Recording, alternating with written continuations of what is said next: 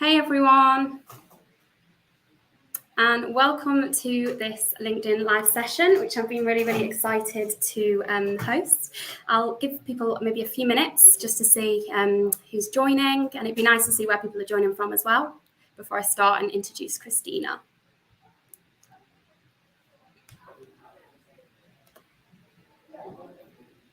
Oh, from the US, we've got Nate.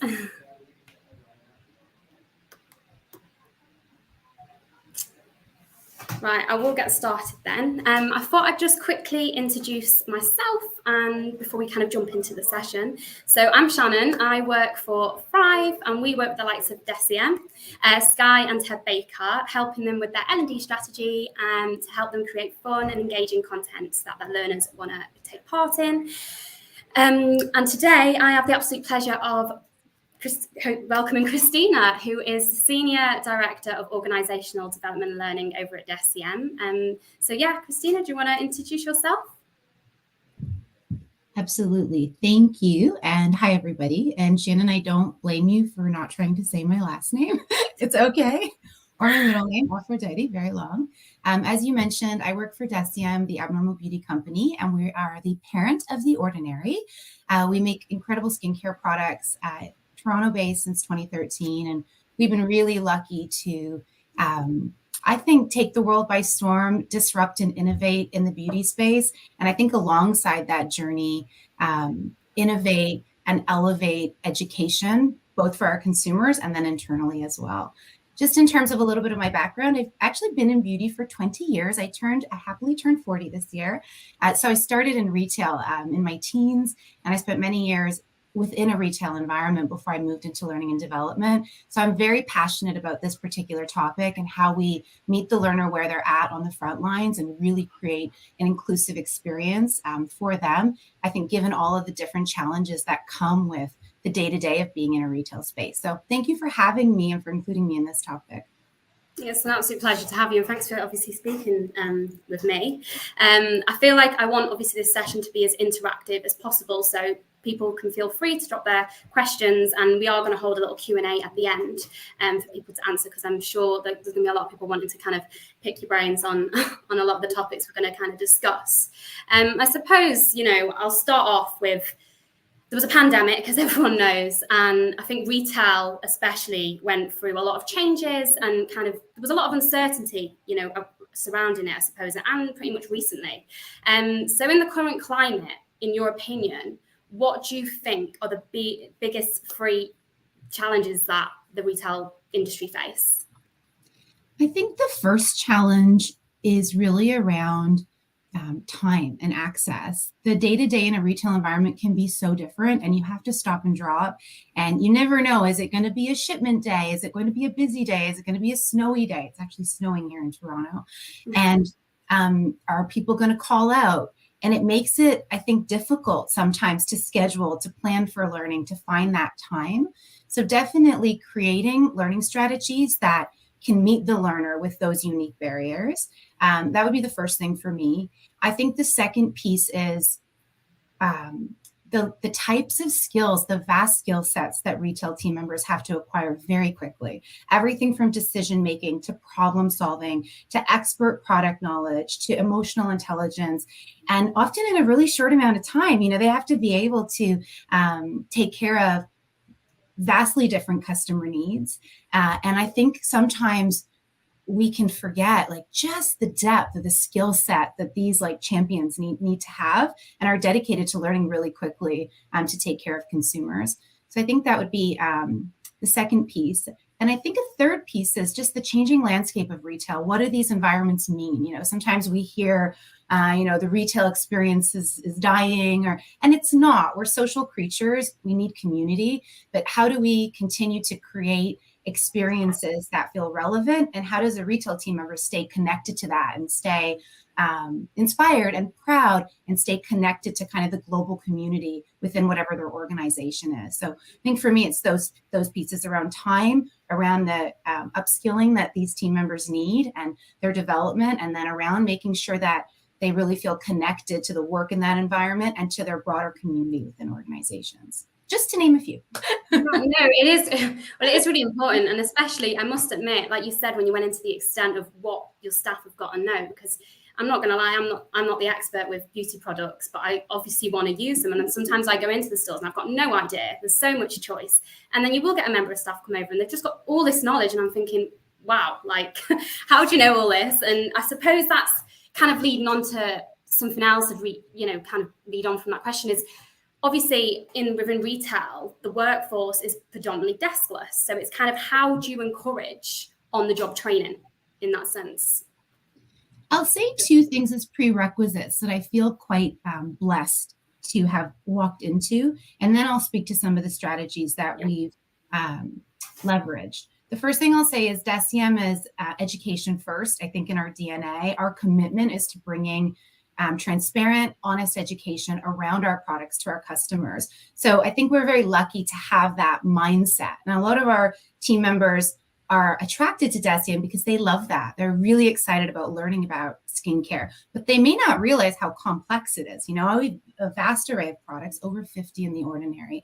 And there's a lot of things you need to know in terms of how to use them together and which ones to not use together. And so there's a lot there.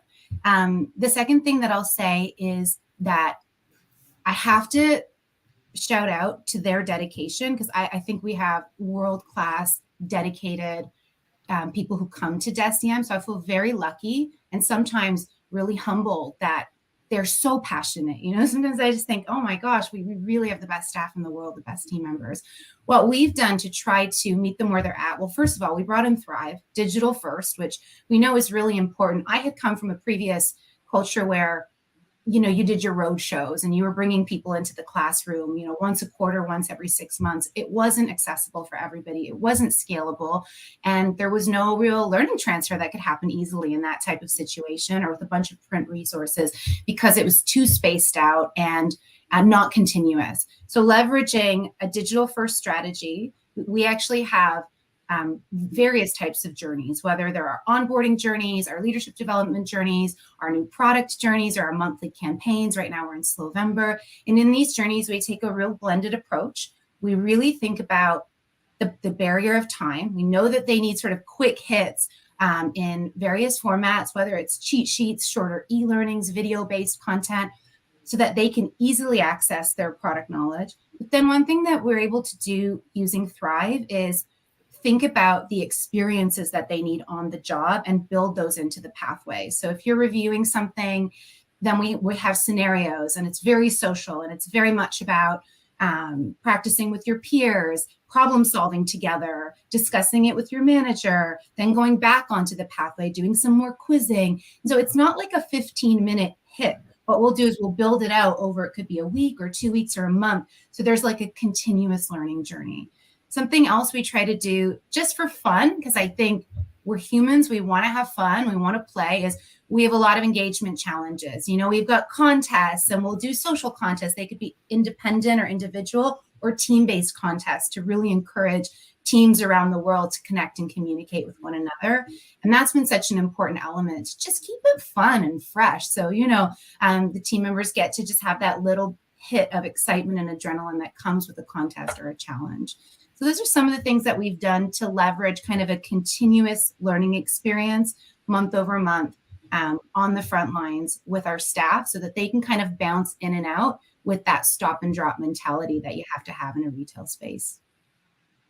Yeah, no, I think that's, what DECIEM, from looking at, the case studies you've done with us as well, is you can see that you're very employee focused, in the sense of you're quite big advocates of, obviously, user-generated content. And I know that's, what of your employees come back, do they enjoy it? Because I know not everyone is a fan of it, and it's kind of like, what would you say about user-generated content and why it's been so successful over at DECIEM?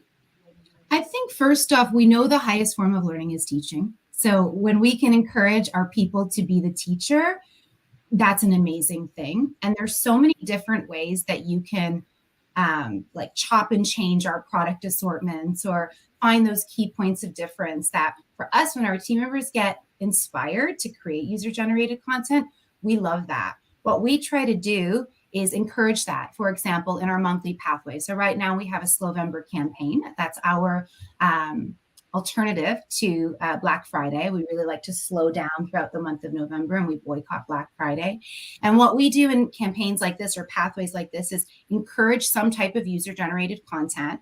We can use a unique tag and then endorse that and pull that into the pathway. So one section of our pathway could be all user-generated content. And then peers get to learn from one another, because in an inclusive world, we know there's different ways of looking at things. We never think our way is the only way. We want to create a context for people to interpret and trade information and take that time. And we end up seeing people's creativity come through, whether they want to create little cheat sheets and tables or job aids, whether they want to create video-based content.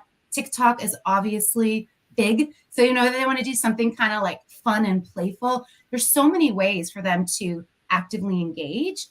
We have found, consistently over 50% of our content has been user generated. And this is really driven by our retail communities, who are proud teachers and educators for our consumers, but for their peers as well, because we love social learning and we love encouraging learning from one another. So what I would say is, if you don't have this in your learning culture, I would really encourage you to think about how you can get your team members to have that teacher mindset.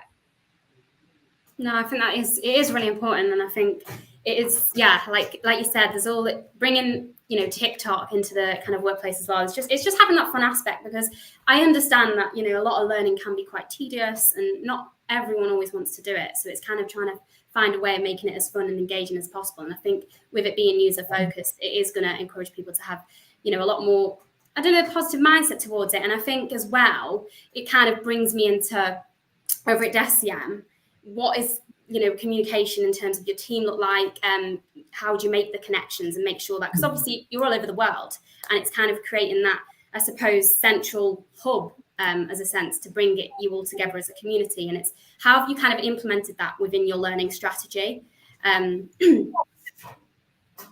I think when I joined DECIEM, so I joined just over 3 years ago, 3.5 now, very lucky to come in at a time and have this opportunity really to bring in a learning technology.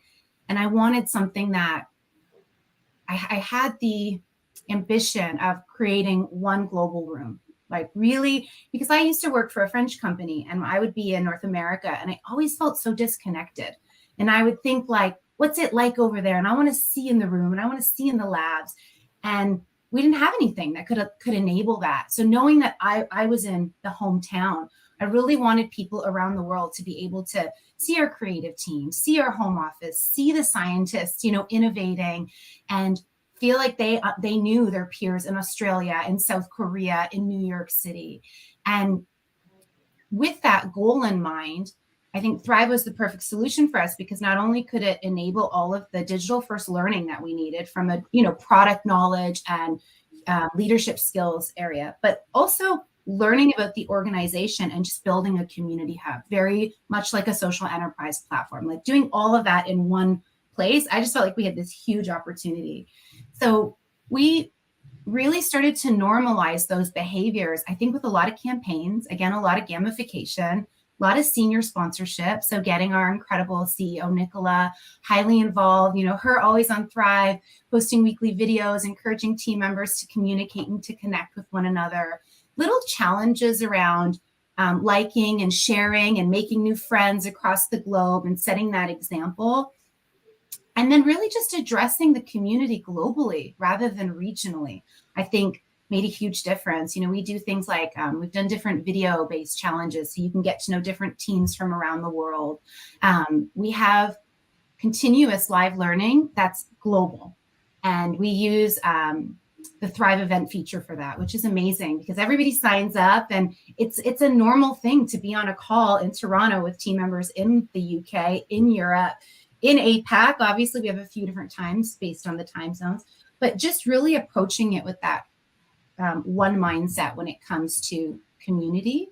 That's been really important for retail because anybody who's worked with retail teams knows that there's often a feeling of a disconnect, right? That we are on the front lines and maybe home office doesn't understand our unique experiences and our needs. And so to be able to create that unity and that feeling that we are all on the same team and we're curious about the different experiences in different business units, but we are in that one family. I think it's done a huge job in creating employee engagement, motivation, feelings of belonging, feelings that unique experiences are seen and understood. And a big part of that has come through just how quickly we can communicate and connect using Thrive to kind of build global community.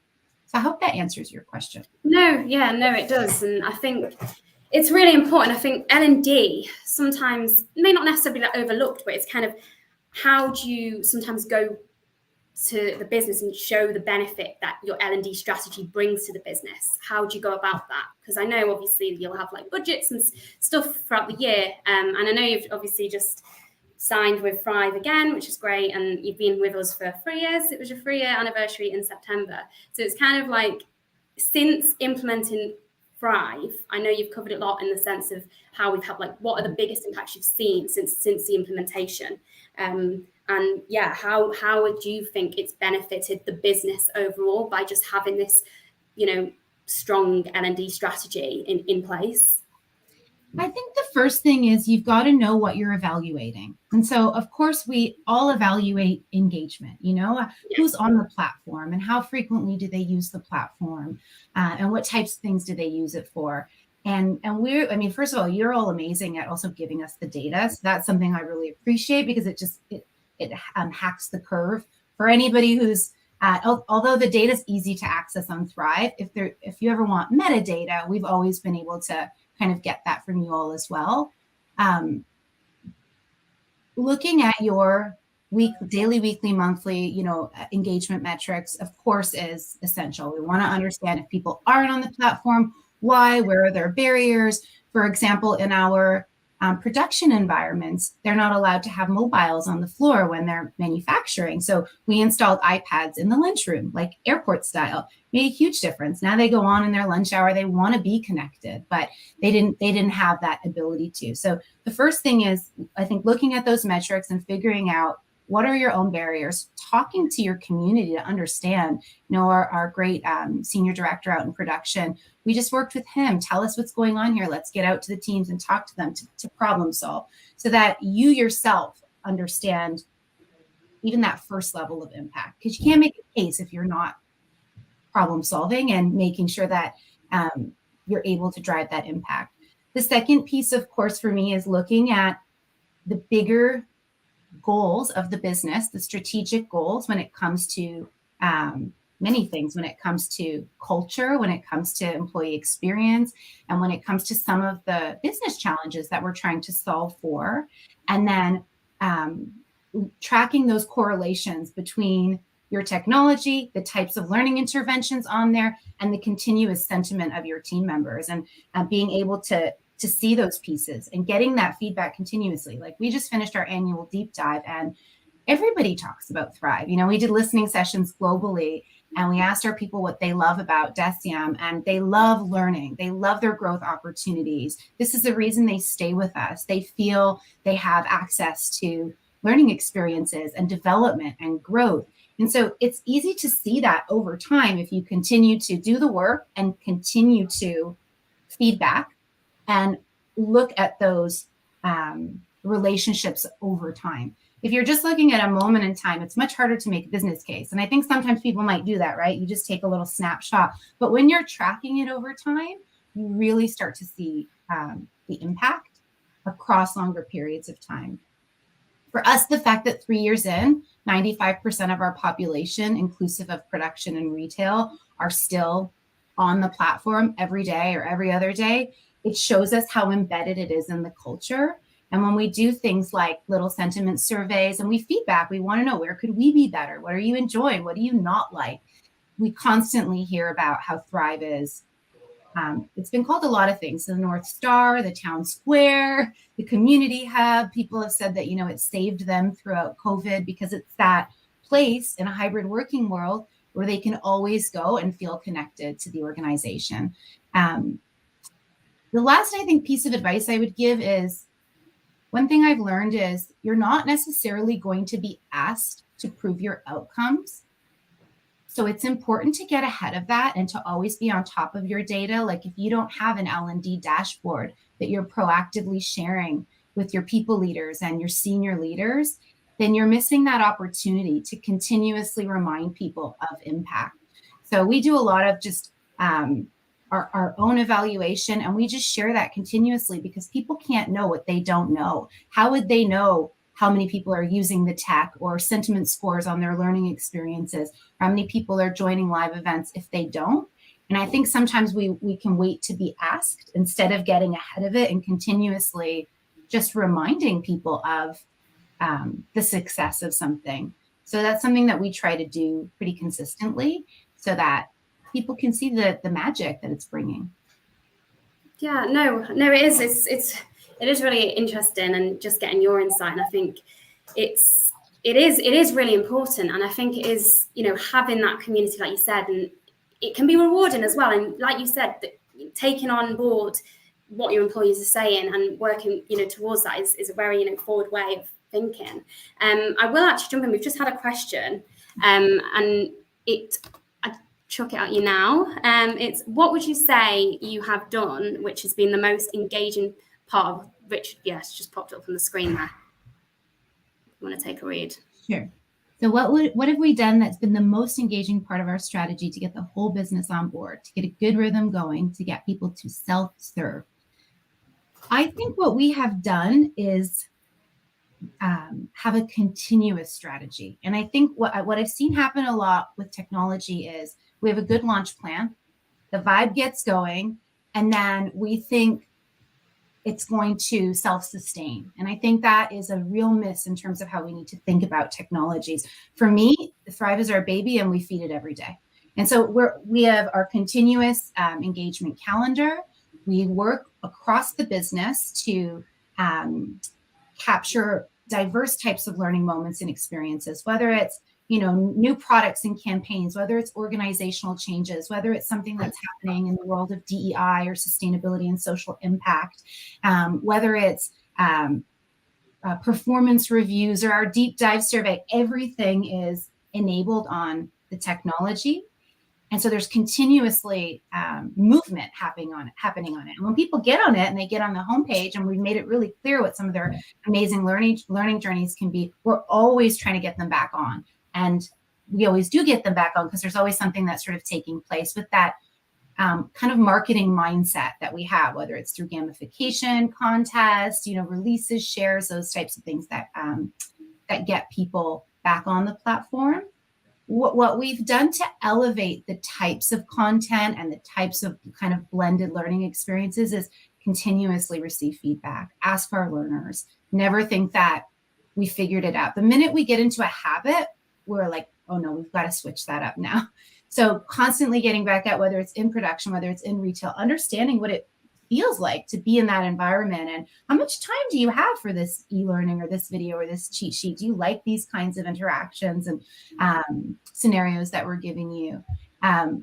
So I think those are two things that we've done. The last thing I'll say is we've taught people the language of learning. And even on our homepage, we've got a section that's all about supporting your learning. And so if you want people to have a self-directed mindset, although for me, it's both. It's self-directed, and there's also what we help to nudge and encourage. But I think you've got to teach them about that and empower them. And we've got videos on, how to shop the content on our Explore page. And we make sure that our people know the value add of the different types of learning experiences so that they can therefore easily decide, do I need to spend more time focusing on leadership, emotional intelligence, management, communication? Should I be focusing on customer service? Should I be focusing on product knowledge? So really teaching them not just the what, but the how, so that they can self-serve. We have a toolkit, and it's actually in a pathway that's called, the channel is called All About Learning. And then that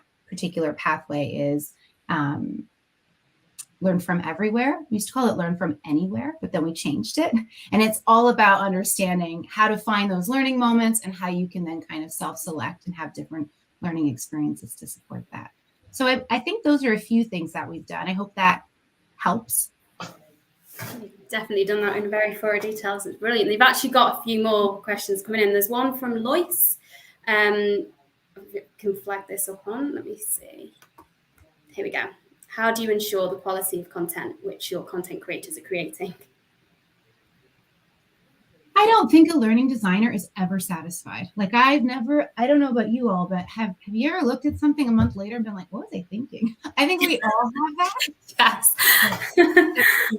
So again, I think when it comes to sort of traditional design, we're really always starting with the end in mind. What do people need to know, think, or do? You know, at the end of this intervention, what are the bigger goals and what are the biggest barriers?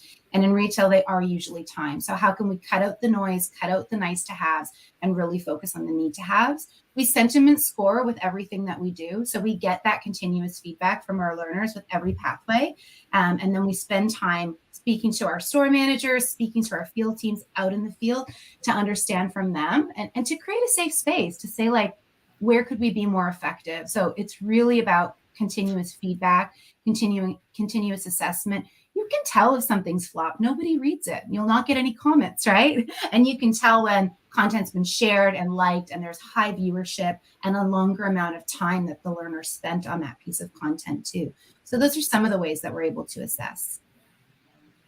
No, it is really important. And it's funny when you said, it's going back and like assessing is vital. And I feel like you learn as well as you go along in that sense. I think one thing I do want to touch on, kind of, I suppose, jumping a little bit off, but you have I know you're a big advocate of kind of tech. You've said when we spoke in the past, it's kind of how important is technology in enabling your L&D strategy? I mean, I know you've kind of touched upon it, but I think from a broader perspective, because I know, how are your metrics kept up and kind of going into a little bit more of the tech side of things, which I know isn't a lot of L&D kind of leaders, they kind of assume, okay, this is what their responsibilities are, but it's also that does feed into it and plays a very big part.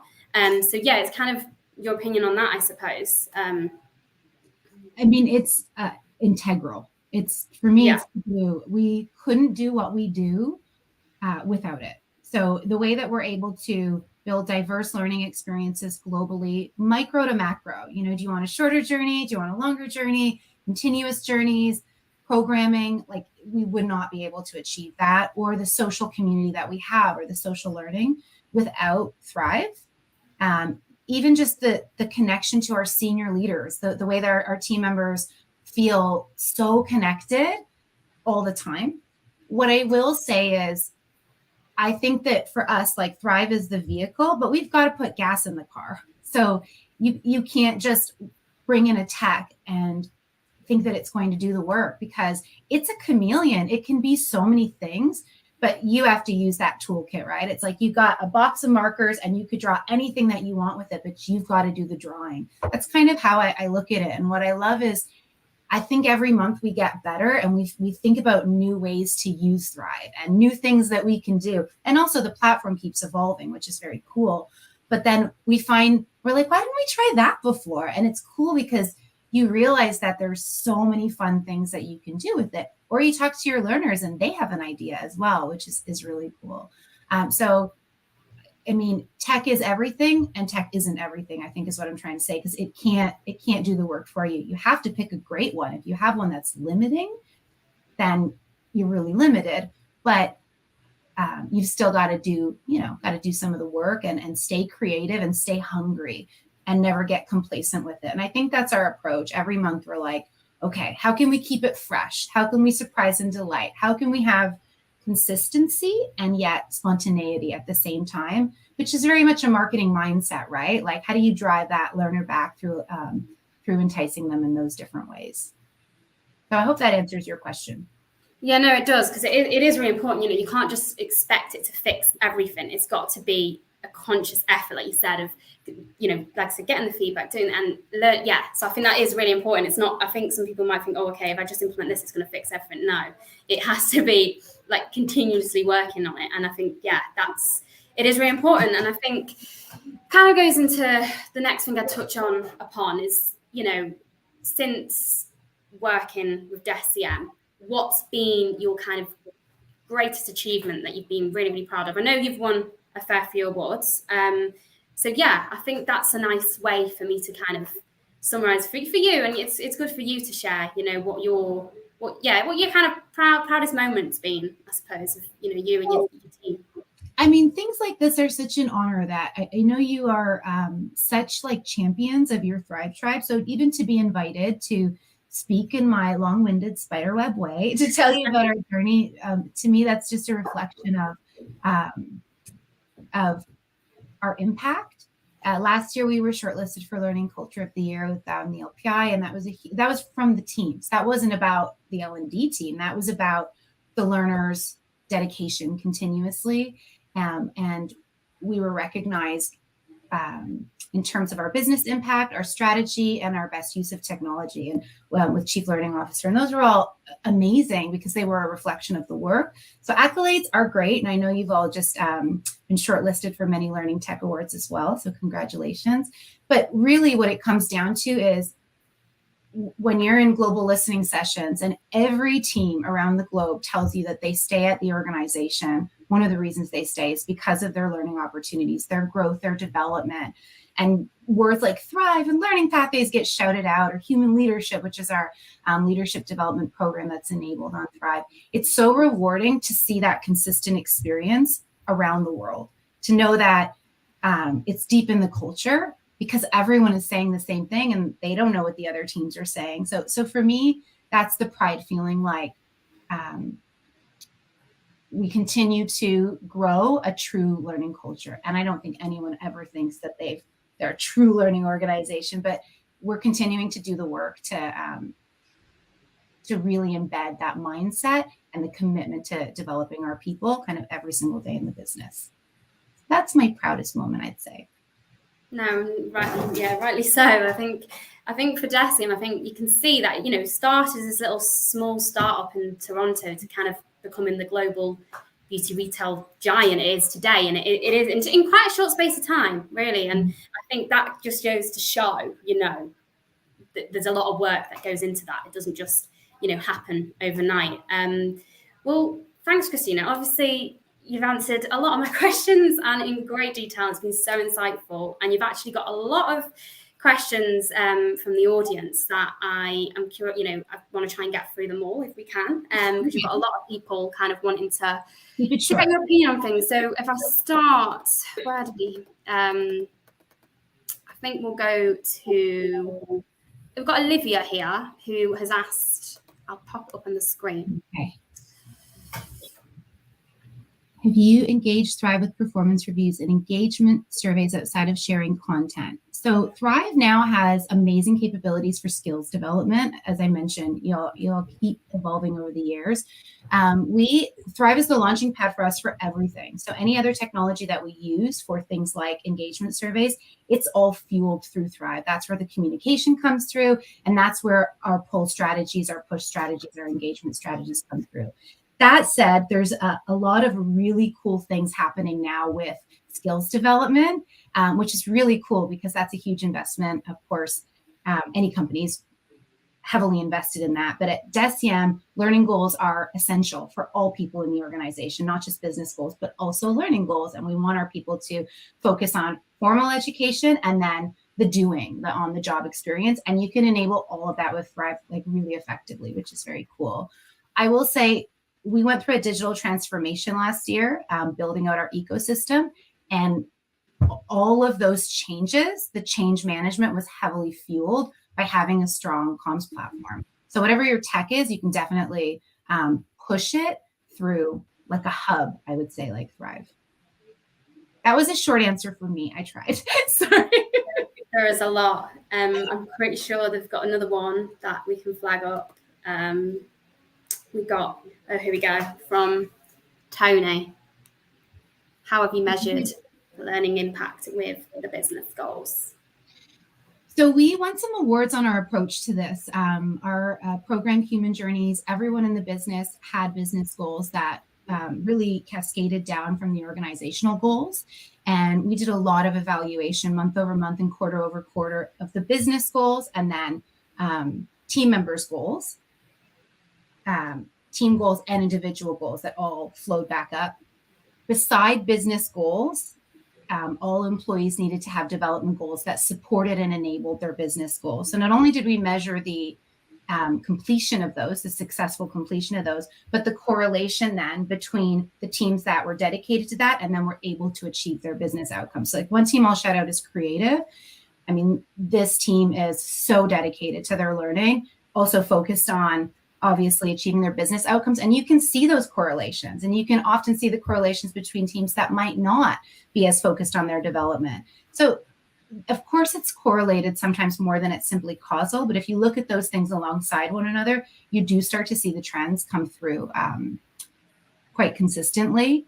I think the most important thing is to embed learning goals within your overall performance management strategy. So if a team's got business goals, but you don't have those developmental goals, or in our case, wellness goals as well, then you're missing a piece of the pie, right? You've got the peanut butter without the jelly. In that sense, working really closely with your people team and your HR leaders to be strong partners is like the most important thing. Because if you're on one side pushing your learning agenda and they're on another side focusing on performance, when we're all doing the same thing, growth and development, you're not in sync, and you can't get as far, and you can't embed learning in the culture as effectively. I hope that answers your question. I think there's you've got a lot. I think a lot of people are intrigued. We've got one from Jade here. She's asked a few, but how do you stop content structures and training becoming repetitive? Where do you take inspiration from? It's a good question. So we like to balance some consistency with pattern interrupt. So we want our team members to have some sense of what they can expect and some routine. So in that sense, we always have monthly pathways. They always start with a video. We've always got kind of our campaign cheat sheet, a quick e-learning that's interactive with quizzing, customer education tool. And then it's sort of what we do in between the routine that gives us the pattern interrupt. So might that be a fun challenge, contest? Might we use our traditional framework that we use for customer experience, but throw some fun, surprising elements on it? So I wouldn't say that you want to have so much pattern interrupt that it feels chaotic. I think it's about almost finding that 50-50 balance. We take inspiration from the Thrive Tribe. We speak to our store teams. We have a very graphic artist mindset as well, right? So we're always looking at creative examples. We have actually a shared drive where our team members will drop in different templates and things that they take inspiration from. And that also user-generated content. You're like, why didn't I think about it that way? So I think when learning is everywhere, I think you can actually take inspiration from everything. Sometimes you get an idea from something that's completely arbitrary. You might be at a coffee shop and see a poster and you think, oh my God, what a cool way to present that information. So I think all sources, the goal is to always be asking yourself, what could we have done differently? Where could we be more effective? And never to think that you got it fully right. I think that's our mindset. No, I think it's really important. I think in order to grow and develop, you have to always be kind of self-assessing. Do you know what I mean? You can't just get complacent, if that makes sense. And that's what I think, obviously, you've just kind of, covered in that. There is actually a really good question I've just seen here from Karim about speaking with regards to tech. What other training trends do you foresee in the future in regards to technology? And do you see VR training as the next natural step in training, which is actually really, really, I really like this question, because the way technology is developing now is crazy. It's like, it is and it isn't. I think historically, like with the thousands of years of humankind and the fact that we are human creatures and we crave connection, like what we love about Thrive isn't that it gives you a digital experience. It's that the digital aspect gives us a human experience, right? It allows us to connect in a human to human way through the tech. So in that sense, I don't think that technology is ever going to replace human connection. When it comes to what the trends are, I'm always mindful of those things. I try to stay well informed in the community, but also make my decisions based on DECIEM's context and where are we as a business and what do our people need right now, versus getting caught up in, I think, the what's hot language of the L&D community. Sometimes I read articles about like future skills, and there's nothing very futuristic about leadership development or empathy or communication. Sometimes I think we can get caught up in buzzwords, and it can almost make us feel like, oh my gosh, am I not doing the right things? Am I behind? Am I not a relevant learning professional? And I have found some of our most successful learning campaigns or experiences are just simple, human, enabled by Thrive, but they don't have all those bells and whistles. People just want to connect. So I think many companies are leveraging things like VR and bots and all kinds of things, but I always make the decisions based on where we are in our organization, not where, the industry kind of flags is the next hot thing. I hope that answers it. No, I think it is true. I think everyone's going to have different opinions in terms of that, and I think it's nice in the sense of, you said, just keeping it. It's not simple. It's kind of simple. Do you know what I mean? Like you said, humans kind of thrive off interaction, and I think that in itself is really important. Okay, we've got a question from Sam. Oh, I like this one. You could achieve one learning goal in 2023. What would it be? Well, we constantly evaluate our team members' learning experiences across the globe. Do they feel they have growth opportunities?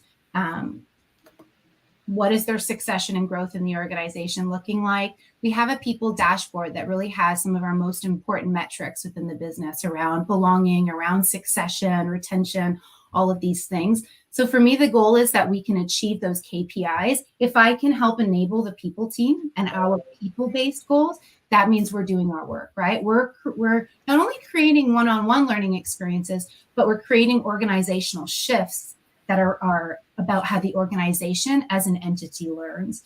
So for me, it's your one goal usually should align with the broader people and the broader business goals. And then all of your decisions are really to fuel that. And then on a personal note, my goal for today would be that you had a nice time. So that would be my 2022 goal. No, I love that. I think we've got another question from Jade. How do you stop people cheating or skipping through learning just to show it's been completed? So I have been naughty with that. I will say I have in the past at my old job. I have been a little bit naughty with that. So it's a really good question. So it's always tricky because when you're creating inclusive experiences for a retail population, you've got to be mindful that some people already know some of what you're teaching. Like, we just did a campaign on multi-peptides, on our multi-peptide serum, and some learners are going to be expert and they're like, I don't need to know that. I just want to get to what's new. Whereas others are going to be much more junior in their time with the organization, or maybe with their learning for that product, and they want to spend more time. So it's always hard to gauge that, right? And where we see people spending more time, we usually understand that they need more time to learn, or they need to go back to it. And where we might see less time, we have that trust that for the most part, it's because they may not have needed that information. We look at our sentiment scores and we see them come in every time the pathways are completed, and we get that honest feedback. So if they were really, really low, we might say they skipped that learning because it was boring or they didn't like it. When the sentiment scores are high, we feel like, okay, we've done a pretty good job. But there have been things like we were approaching our scenarios, and I would say like our role play, in a way that some people just didn't dig. And they told us in our feedback, they were like, we don't like it this way. So we changed it. And then we got those higher scores. So my first thing is, if people are cheating or skipping, I would assume positive intent, try to understand why, and look for where that accountability sits. And maybe it's in the way that we're crafting that experience. So maybe we've got to pivot in our approach. And then if they really just don't want to do the learning, that's going to show through in their outcomes. If they need it and they didn't do it, they're not going to be as effective in their store. So I think you have to have a little bit of that trust as well. I hope that helps. No, yeah, I think that is really important. It's giving that trust. And yeah, I think taking on board the feedback and not just sticking to, doing the same thing if clearly see it, the interaction drop, and then you got to think, okay, what can we change? That's what I think is it. That's where you've got to continue to get the feedback, and it's important. I think we've got time for one more question. I think what is the most rewarding aspect about being an L&D leader? I honestly think we have the best jobs in the world. I never feel like I'm working. I think this work is very spiritual. I think, you were put on this earth to learn and to grow, and everybody wants to actualize and be the best that they can be. And we get to help people do that every single day. And we help them feel connected to their work, to themselves, to build their confidence, to build their skills, to build their career path. Like, what better could you do in life? So I think the most rewarding aspect is the fact that we're able to take care of humans, and we're able to, I think, hold up a mirror to their best qualities and help elevate and evolve those. So just everything. My answer is everything. Well, I think we have actually just had 2 more questions come in. I'm conscious, obviously, of your time, Kristina. If you'd be happy, there's been... Yeah. Okay. Yeah. So we go for what we got. Another one from... Oh, here we go. Karim. I'm trying to flag this one up. There we go. It's a bit... Yeah. Thank you. So following up on the brilliant question asked by Jade, in terms of talent attraction, especially for the next generation, what can we do in terms of L&D to attract them to the retail sector?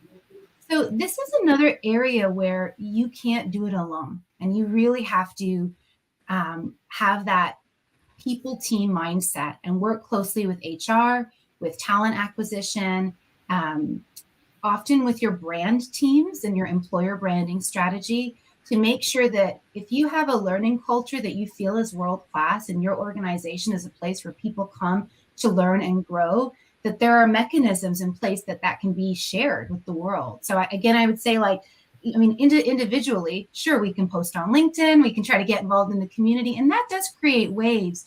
But I think the biggest miss in my career when I look back is thinking I was an island versus really working with the broader people team to say we all have the same goals. We want to attract and retain, top talent and develop people. What can we do together? And how can we talk about learning as an employee value proposition? How can we make sure that a team member is coming to my company because they know we care about investing in them? And there are organizations, we all know the companies that are known for their learning cultures because they've done a really good job at sharing that. But they didn't do it alone, certainly.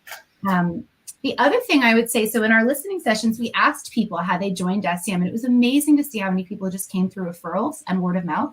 And so the other thing I would say is talking to your retail teams, working with your area managers, your regional managers. Good people know good people, and always making sure that they're encouraged to recruit.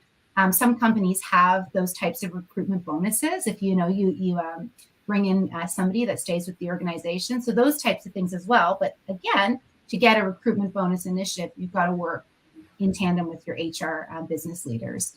So those are some of the things that I would say. I hope that's helpful. I know, I agree with that as well, because like you said, it's so competitive in kind of today's kind of job market, I suppose, trying to you can attract, but it's kind of how do you maintain that top talent? And that's where I think L&D has a big impact upon that, because it definitely, coming into an organization, I think most people want to see okay, this is a job, but what development opportunities has it got for me? And what's kind of the pathway, and what can I really gain out of it? So I do think that is super important. One more thing about this, just before you go on, because I think it's really important, because we all know that we don't have countless jobs, right? Like, there are natural ebbs and flows, and we all want succession for our people, but there are natural barriers that sometimes mean that even if you have the best career pathways, it's going to take time. So I think 2 things need to happen in tandem. One is really thinking about mobility and how you can work with your HR business partners and set people up so they have the skills and the exposure to step into that role when the opportunity strikes, but also to really teach people about intrinsic learning and learning for learning's sake. And that learning happens in the day-to-day. Learning doesn't just happen because we got a promotion, right? Really teaching people how to identify where and when learning happens every day, so that if that next step isn't readily available yet, they still feel like they're learning and growing where they're at now. And so I think sometimes we put too much on that other side, and I've seen companies overpromise and underdeliver when it comes to like, come here and you're going to accelerate super quickly. And it used to be like 3 to 5 years in a job was normal, right? And now it's 1 year. And I think our expectations have changed, and we need to help manage that and help people recognize where the learning happens. Like, does a people leader sit with their team member in their one-on-one and say, what did you learn this week? That is such a simple question that can make somebody recognize where a learning moment happened in a stretch assignment, in their day-to-day, and something new they were exposed to, versus thinking that development and growth just means the promotion. I'm not dismissing that part, but you can't satisfy a whole organization if you put all your eggs in that basket. So sorry, I just wanted to share that because I think it's critical to employee retention and how we speak to growth and where development lives in a business. No, most definitely. It is very true. And I think we have got one more question from Georgie. How do you ensure a two-way conversation between your L&D team and your learners to ensure that the L&D needs are being fulfilled? I think we have what we hope is a 360 approach to communication and communication in. So feedback strategies look like so many different things, right? It's continuous surveys, focus groups, field visits, sentiment surveys at the end of learning journey, regional tours, or you're out, you're visiting different teams, phone calls. At times we'll just do spot checks and we'll just call different store teams and say, how's it going? What's working? What's not working? I think the critical piece is having a listening strategy as part of your internal communication strategy, because listening and learning go hand in hand. So we have a global listening strategy, not just from an L&D perspective, but across the organization, where we know where we're going to do deeper dives, where we're going to pulse team members, where we'll use technology, where we'll just have human conversations or innovation blue sky sessions. And we map that out. And then alongside that calendar, we'll respond as needed. If we see something is not going the way we thought it would, we think, okay, we need an ad hoc feedback moment to try to figure that piece out. The big thing is like staying on top of your data all the time. And it's not sort of just a monthly or a quarterly thing. For us, we're checking that daily and weekly to understand where we need to lean in and have more feedback. And then, of course, you can't get true feedback if you are not focusing on psychological safety, belonging, if you aren't really focusing on removing the perceptions of power that sometimes they're really nervous to talk to a senior team member. They're like, oh my gosh, how can I give this feedback? So how do you create that safe space? We have a safe space declaration, and everybody knows what it means to be able to share experiences at DECIEM, that nothing is untrue. Everybody's experience is real. And that's really important, so that if you're making time for the feedback, people feel comfortable to share that, especially with senior leaders. Our global manager, he's just completed with our CEO, Jesper Nicola, global tour. And this was all about receiving feedback and creating a safe space to say, you can tell me, I'm here to learn. I want to see how we can get even better. And that type of leadership example goes such a long way to show people that their opinions matter. We want to learn and we don't have ego about it. We just want to get better and better. So I hope some of those tips help. The calendar, senior sponsorship, and really focusing on mindsets like psychological safety and trust and belonging. No, it is true. It's kind of having that safe space and that kind of level of transparency, I suppose. And like you said, it is sometimes a bit daunting to reach out to these senior leaders because you think, you can't, but that's not the case. As long as you've got kind of, like I said, you're very proactive and having that level of transparency, like I said. Well, thank you so much, Kristina. It's been so insightful and it's been an absolute pleasure. Even I've learned so much from just this one session. And obviously, thank you for everyone in the audience and everyone enjoying the LinkedIn Live session and asking all the questions. It's been really interactive, and that's what we kind of, wanted.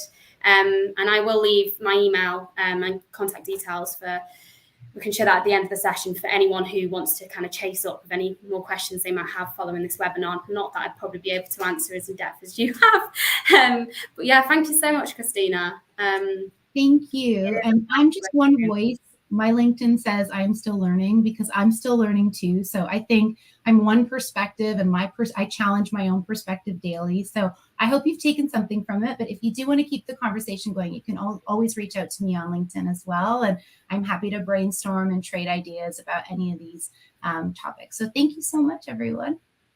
And thank you, Shannon. Thanks, everyone. Thank you. And I'll just let everyone know, if you've enjoyed this webinar, we are actually hosting another webinar tomorrow with Thrive's Ryan Dixon, who will be speaking to Sophie Wood, who's the L&D partner over at Lottoland, but they'll actually be going more into like the issues and how L&D try to tackle it within the gambling industry. So it will be on our website if you'd like to join. And once again, thank you so much, Kristina. It's been a pleasure. And thank you, everyone, for joining. And I hope you've enjoyed it. And I will leave my details on this chat so that if anyone does have questions, they know where to reach out.